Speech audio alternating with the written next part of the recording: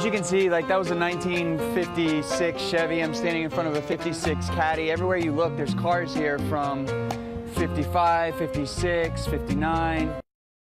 All right, Chef Michael Voltaggio is wearing a different hat on TV these days. He's becoming a travel host. Michael, along with journalist Mariana Van Zeller, are the hosts of Breaking Borders on the Travel Channel. Welcome to our show this morning. Thank you, Amber. And thanks for waking up so early with us. So let's talk about this show. This is kind of a unique sort of travel show. You go to these different countries and you cook for them, and then you try to kind of have a meeting with some of the political leaders. I'm just the caterer. I mean, this is We go to conflict zones all around the world, and the idea is that we get people from all sides of the conflict to sit together at a dinner table and talk. A very simple concept, and yet it's been an incredible experience for both of us. Let's talk about this upcoming episode. You guys are going to be in Cuba, and you were actually one of the last TV crews to be in Cuba before the embargo and then after. Let's talk about that. We were there just prior to December 17th, and then we had the privilege of going back after and seeing what I thought was amazing, because it was said that, you know, we've tried this for 50 years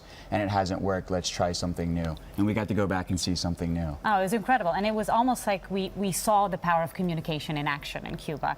And the opportunity to go back and see all the changes in the country in just a space of 2 months, it was mind-blowing. And we smoked cigars and rode horses down the side of a mountain, and I actually cooked pork over cigar leaves, so that was fun too. That was an insane meal. It was so good. So let's talk about that meal. How intense was it before the embargo when you guys got the political leaders to sit at a table to talk and eat? It was interesting because, you know, we sat down at the table, and the idea with these shows is that we get people from both sides of this conflict.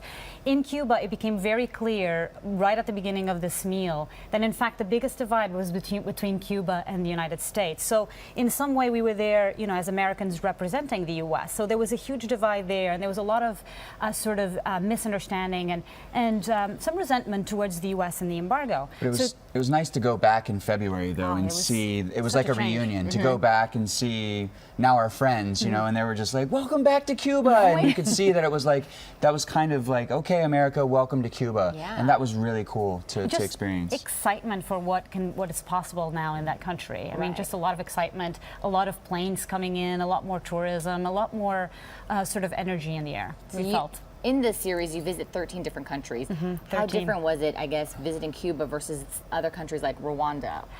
Oh, every single one of them was a crazy ride. And where have we been? Sri Lanka, Kashmir, Sarajevo, Cambodia, Burma. Right here, the Mexican-American border. Wow. And every single time it was what happened at the dinner table, what happened during the trip, and what happened at the dinner table when we put these two groups together.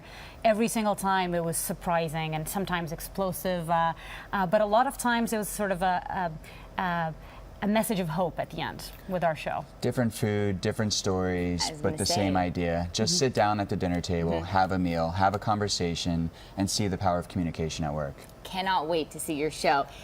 For more on these episodes on Breaking Borders on the Travel Channel, just head to our website, kcal9.com, click Scene on TV.